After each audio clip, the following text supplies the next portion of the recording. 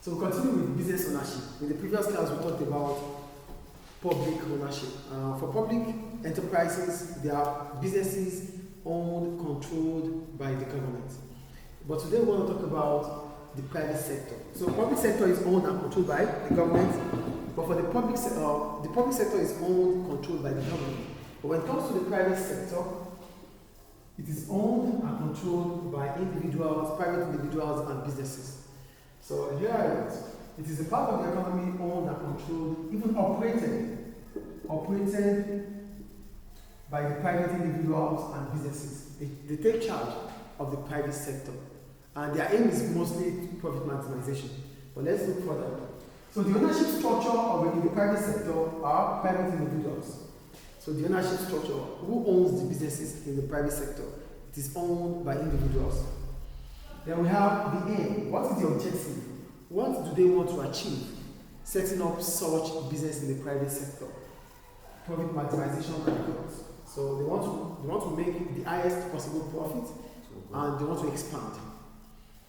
Then the funding. How do they raise finance? They raise finance through personal savings, issued shares themselves. They put their shares in the stock exchange, or they take a loan from the bank. Stock exchange. A stock exchange market, stock exchange. They raise an IPO, we call it initial public offering. So this is for the public companies, a public limited company, PLC. They sell shares to the public. So that's how they raise finance. So the shares, certain amount of shares they sell is the issued shares. And we have the authorized share.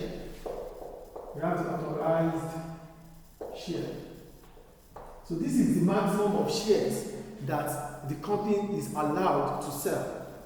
The maximum numbers of shares the company is allowed to sell. That's what we call authorized share. But out of the authorized share, how many did you sell? Because the amount you sold is equivalent to the amount of money you have in terms of capital issued. So that's when we have our issued shares. So our share capital is the amount of shares we sold. This is authorized capital, the maximum you can sell in terms of shares. But the amount you actually sold is your share capital, which is issued share capital. Do you get it? Yes. That's another way to raise or to fund the business. And the last one is through loans, maybe debentures, a loan, or even overdraft. So, but when talking about a long term, you need overdraft for expansion, or you need a long-term loan for expansion. So these are the methods of funding for a private sector. Then the management, it could be the owner of the business or appointed managers, just like this school, they have managers. Yes. And if you have a business, you might choose to be the owner or appoint somebody, employ someone to be the owner or the manager. Do you get it? Yes. So that's for the private sector. The ownership is private individuals. The aim is for profit maximization or growth.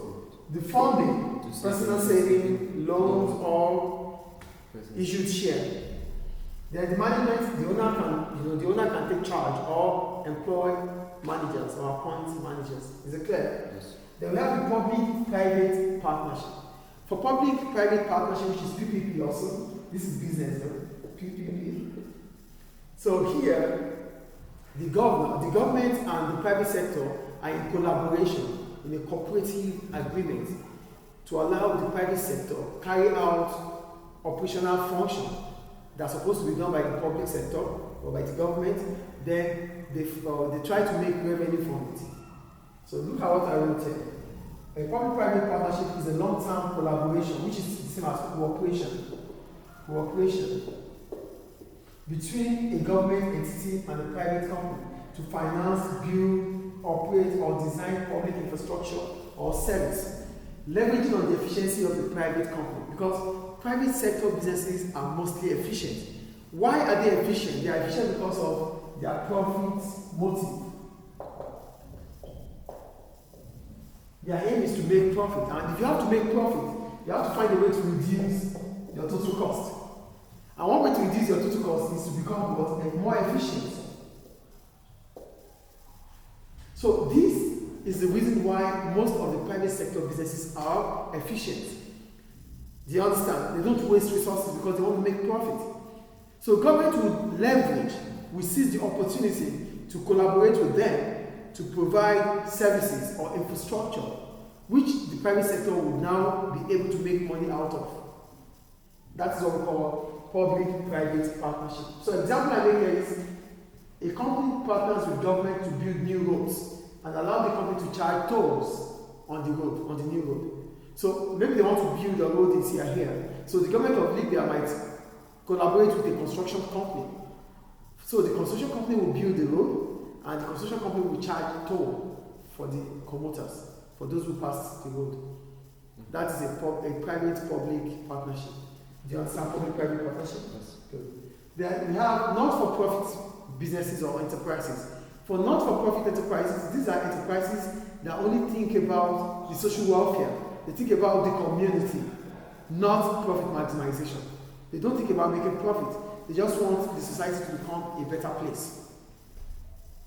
So these are enterprises motivated to carry out social objectives, like charities, non-government organizations like the Red Cross, the IOM.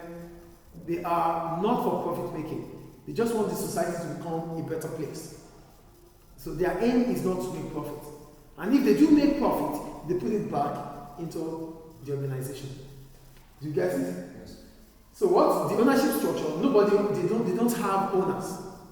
They just have a board of management, which can change over time. They don't have owners because it's a not-for-profit making organization. So they don't have owners, but they have a board of management that takes charge of the activities and the operations and the finance. The aim for community benefits. They just take care of the society, social benefits or social benefits. They just want to help the people, especially disadvantaged people. Disadvantaged people in the society. Like the poor ones. Yeah, the society. So that's not for profit making. And how do they fund? How do they get their finance? Through government grants. Government sometimes give them money. Donations. Philanthropies, rich people, wealthy people might donate. Or fundraising. Fundraising simply means hosting an event where they talk about people contributing money for them. They host an event and they could as well make money out of it. So that's how they fund not-for-profit making organizations. Is it clear? Any question? So we stop here.